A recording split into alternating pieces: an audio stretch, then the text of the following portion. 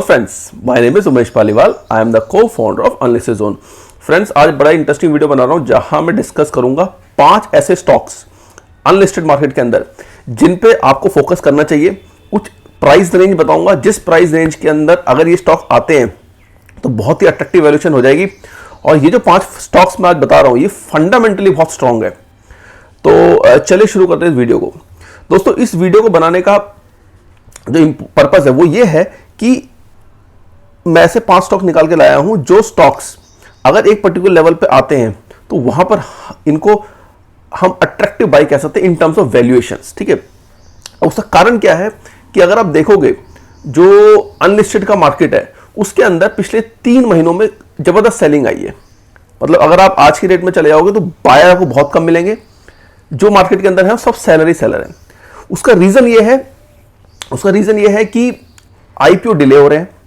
अगर मैं ओयो की बात करूं, अगर मैं डिलीवरी की बात करूं, अगर मैं बोट की बात करूं, 5 स्टार की बात करूं, फार्मेसी की बात करूं, तो इन सब के आईपीओ थोड़ा डिले हो चुके हैं। उसका कारण यह है कि जो आईपीओ का मार्केट होता है वो इस चीज पर डिपेंड करता है कि जो ब्रॉडर मार्केट है वहां पे कैसी कंडीशन चल रही है। अगर मैं ब्रॉडर मार्केट को देखूं, अगर आप निफ्टी को देखोगे, अगर सेंसेक्स को देखोगे, तो आपको ये लगेगा नहीं कि मार्केट बहुत जबरदस्त गिरा है या मार्केट के अंदर कुछ दिक्कतें चल रही हैं। लेकिन अगर आप डिस्काउंट करने की कोशिश करोगे, डिस्काउंटिंग का मतलब यह है कि अगर आप मार्केट को थोड़ा सा एनालाइज करने की कोशिश करोगे तो आप ये देखोगे पिछले 6 महीने में, मतलब अक्टूबर से स्टार्ट करें, अक्टूबर, नवंबर, दिसंबर, जनवरी, फरवरी, मार्च, जो एफआईआईज हैं, फॉरेन इंस्टीट्यूशन इन्वेस्टर्स, वो लगातार सेलिंग कर रहे हैं। उनको सपोर्ट कर रहे हैं डीआईआईज, जो हमारे म्यूचुअल फंड्स हैं, वो उसको सपोर्ट कर रहे हैं। उस सपोर्ट की वजह से मार्केट आज की रेट में आपको 17,000 से ऊपर नजर आएगा। ठीक है, लेकिन अगर आप इनहेरेंट देखोगे तो इनहेरेंट दिक्कतें हैं सिस्टम के अंदर। वो दिक्कतें क्यों हैं? उसका सबसे बड़ा कारण जो है इन्फ्लेशन। महंगाई बहुत जबरदस्त बढ़ रही है और जो रशिया यूक्रेन का वॉर है उस वॉर के कारण ये सिचुएशन और डिटोरेट हो गई है।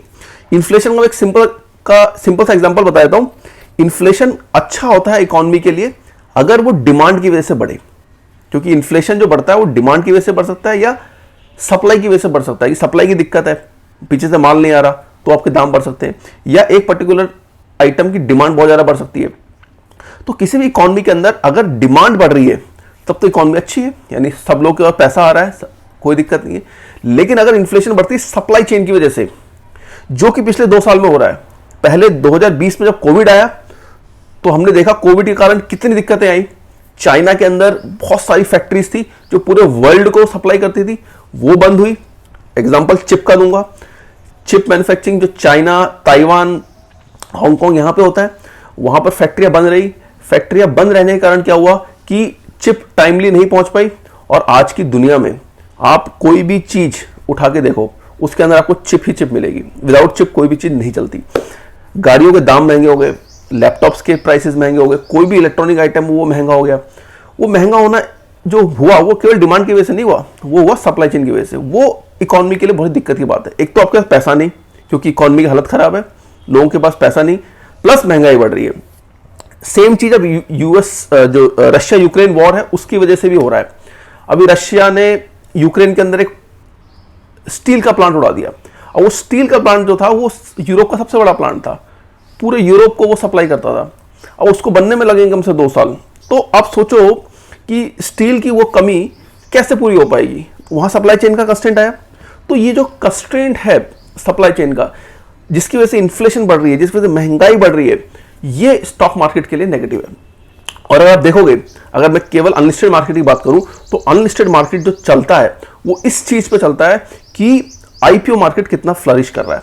अगर आईपीओ मार्केट फ्लरिश नहीं करता है तो अनलिस्टेड के अंदर भी बहुत ज्यादा बायर आपको नहीं मिलेंगे, क्योंकि मोस्टली वो बायर्स आते हैं जो इन्वेस्ट करते हैं ऐसी कंपनीज में जिनका आईपीओ अगले 6 महीने 1 साल के अंदर आने वाला है। और अगर सिनारियो अच्छा है तो बहुत सारे आईपीओ आते हैं।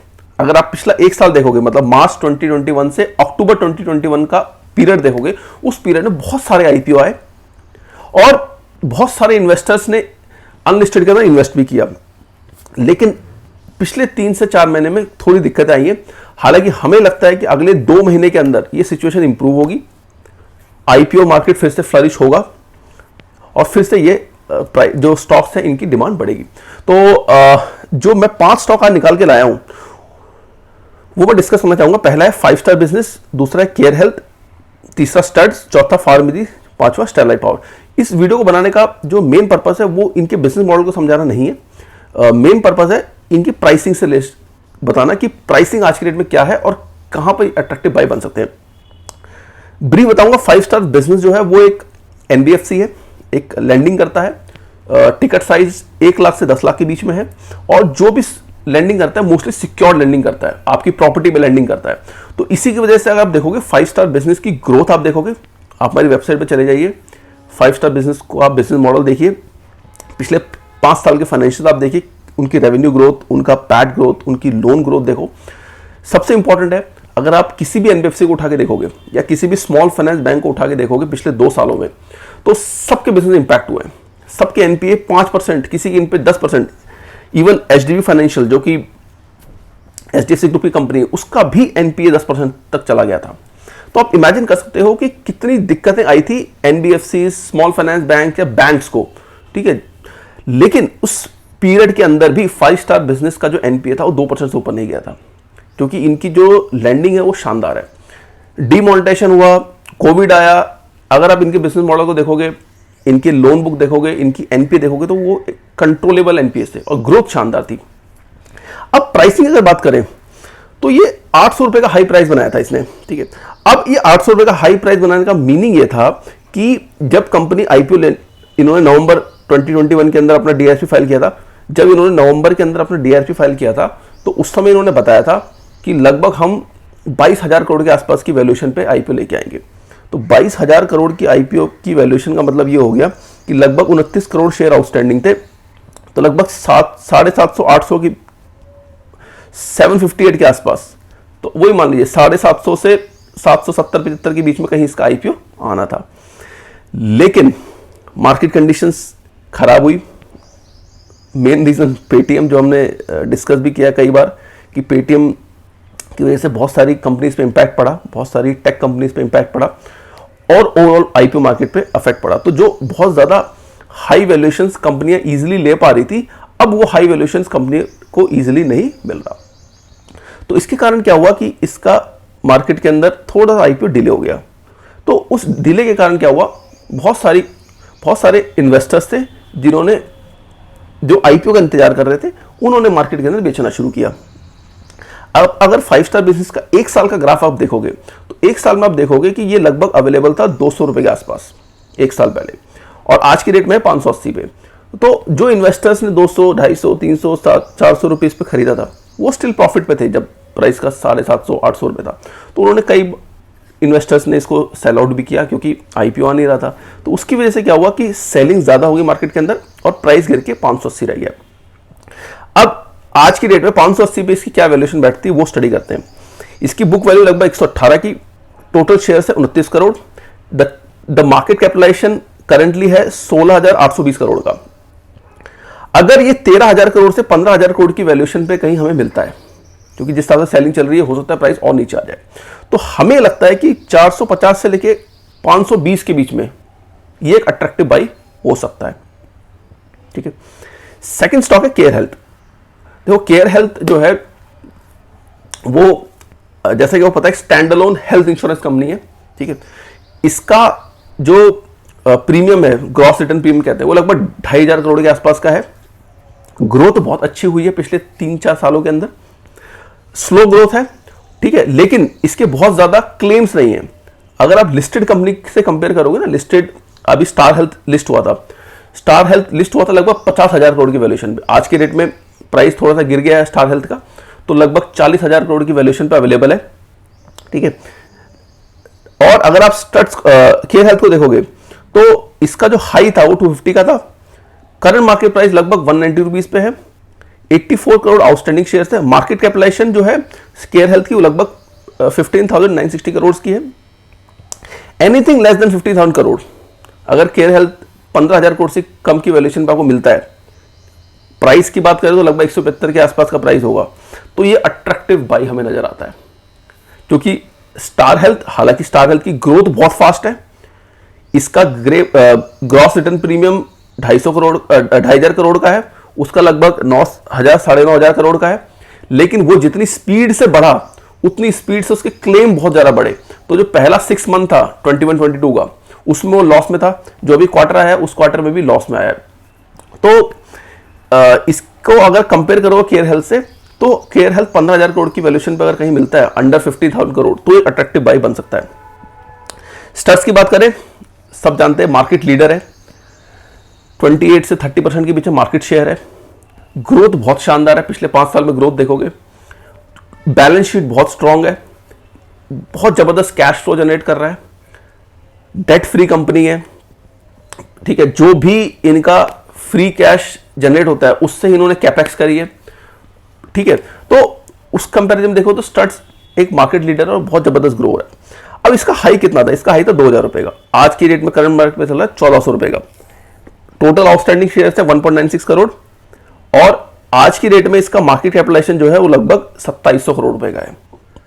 अगर ये 2,000 के अंदर कहीं आपको मिलता है, लगभग उसमें प्राइस आ जाएगा 1,000 के नीचे और प्राइस टू अर्निंग आ जाएगा 27x का, तो एक बहुत ही अट्रैक्टिव बाई बनता है, बहुत ही अट्रैक्टिव बाई बनता है। चौथा बात करता हूं फार्मेसी की। देखो फार्मेसी जो है वो एक टेक स्टार्टअप है, ठीक है, एक टेक कंपनी है, जो पहली ऐसी कंपनी है जो ई कॉमर्स में मोस्टली है और फार्मेसी के अंदर है और अपना आईपीओ लेके आ रही है। अगर इसको मैं कंपेयर करूं, जो बड़े प्लेयर है मार्केट में, जैसे टाटा 1mg है, नेटमेड है, जो बड़े प्लेयर जो इनको कंपटीशन दे रहे हैं, क्योंकि टाटा 1mg अब टाटा का पार्ट बन गया है, नेटमेड जो है रिलायंस का पार्ट बन गया है, तो ये अब बिगर कॉन्ग्लोमरेट के अंदर आ गए। तो उनसे अगर कंपेयर करें तो आज की जो फार्मेसी का मार्केट शेयर 50% का है और 1mg और नेटमेड 15-16% पे है, ठीक है। तो उसके मुकाबले फार्मेसी जो है वो आज की डेट में नंबर 1 है इंडिया के अंदर, ठीक है। अब अगर मैं अनलिस्टेड की बात करूं तो इसका अनलिस्टेड प्राइस 140 रुपए तक चला गया था। उसका रीजन ये था कि कंपनी जब अक्टूबर के अंदर, नवंबर के अंदर इन्होंने डीआरएचओ फाइल किया था, उस समय इन्होंने एक्सपेक्ट किया था कि लगभग 9 से $9.5 बिलियन के आसपास की वैल्यूएशन इनको मिलेगी, और जो $9 बिलियन की वैल्यूएशन थी उस पर लगभग प्राइस आता था 110, 15, 20 रुपए के आसपास। तो इसकी वजह से बहुत जबरदस्त डिमांड थी, सब कुछ था। लेकिन क्या हुआ कि पिछले 3-4 महीनों में पूरी ओवरऑल कंडीशन जो है वो खराब हो गई मार्केट की, जिसकी वजह से इन्वेस्टर्स ने इतना वैल्यूएशन देना सही नहीं समझा, ठीक है। तो आज की रेट में जो मैनेजमेंट चाह रहा है, लोगों $7 बिलियन की वैल्यूएशन चाह रहा है। जो एंकर इन्वेस्टर्स हैं, जो इन्वेस्टर्स पैसा लगाते हैं कंपनी के अंदर बिफोर आईपीओ, वो कह रहे हैं कि हम 5 से 6 बिलियन की वैल्यूएशन पे देंगे। तो 5 से 6 बिलियन की वैल्यूएशन जो लगभग बैठती है, अगर मैं 5 बिलियन देखूं तो लगभग 37,000 करोड़ बैठता है। अगर 6 बिलियन देखें तो लगभग 45,000 करोड़ बैठता है। तो जो आज की रेट में प्राइस चल रहा है वो लगभग 75 का चल रहा है। ये रीजन है फॉल होने का, कि लगातार सेलिंग बढ़ती गई मार्केट के अंदर, क्योंकि फार्मेसी का आईपीओ थोड़ा डिले हुआ, तो जो इन्वेस्टर्स थे जो कंपनी के अंदर, उन्होंने अपना माल बेचा। क्योंकि होता क्या है ना कि देखो, जो भी इन्वेस्टर कंपनी के अंदर इन्वेस्टेड रहता है उसको कहीं ना कहीं आईपीओ चाहिए एग्जिट करने के लिए। अगर आईपीओ डिले होता है तो फिर क्या करते हैं, वो अनलिस्टेड मार्केट के अंदर जो इन्वेस्टर्स बाई करना चाहते हैं उनको सेल आउट करते हैं, और उसके थ्रू अगर सेलिंग बहुत ज़्यादा होती है तो प्राइस जो है गिर जाता है। तो अगर 75 रुपीज़ का देखें तो लगभग 45,000 करोड़ की वैल्यूएशन पे आता है, ठीक है। और अगर ये लेस देन 40,000 करोड़, मतलब वही 70 रुपीज़ के आसपास मिलता है, तो अट्रैक्टिव बाय बनता है, क्योंकि इसके अंदर जो लास्ट फंडिंग हुई है वो 60 रुपीज़ पे हुई है, और इसी के आसपास कहीं कंपनी चाह रही है 70, 75, 80 के आसपास की इसका आईपीओ हम लेके आए।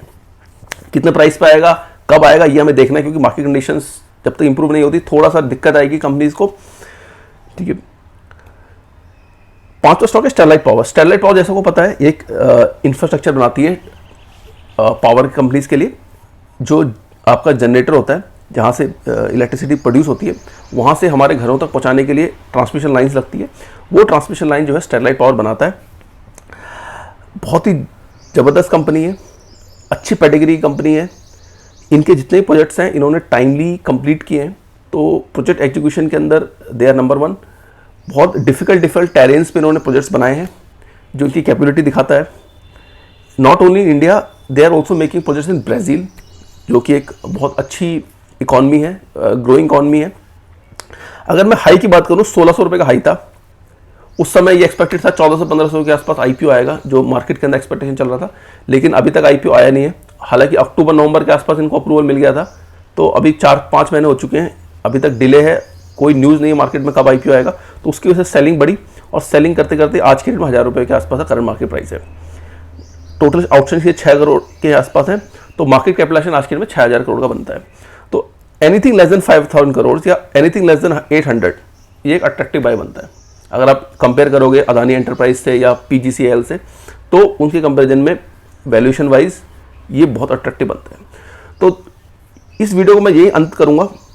इस वीडियो में मैंने डिस्कस किए 5 ऐसे स्टॉक्स जिन पे फोकस करना चाहिए अनलिस्टेड मार्केट के अंदर। जो अनलिस्टेड के इन्वेस्टर्स हैं, टॉप कंपनीज हैं, फंडामेंटली बहुत अच्छी हैं, और पिछले 2-3 महीनों से जो सेलिंग आई है उसके कारण अब ये अट्रैक्टिव बनता जा रहा है। क्योंकि थोड़ा सा पिछले 6 महीने पहले या 1 साल पहले जो बाइंग आई थी अनलिस्टेड मार्केट के कारण, बहुत ज़बरदस्त बाइंग आई थी, बहुत ज़बरदस्त इंटरेस्ट आया था, उसकी वजह से वैल्यूएशन महंगे हो गए थे।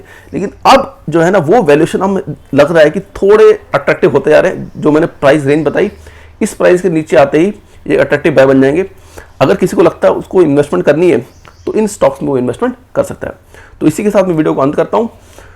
एक इन्फॉर्मेशन आपको देना चाहूँगा, हमने अनलिस्टेड जोन की एप्लीकेशन लॉन्च करी है।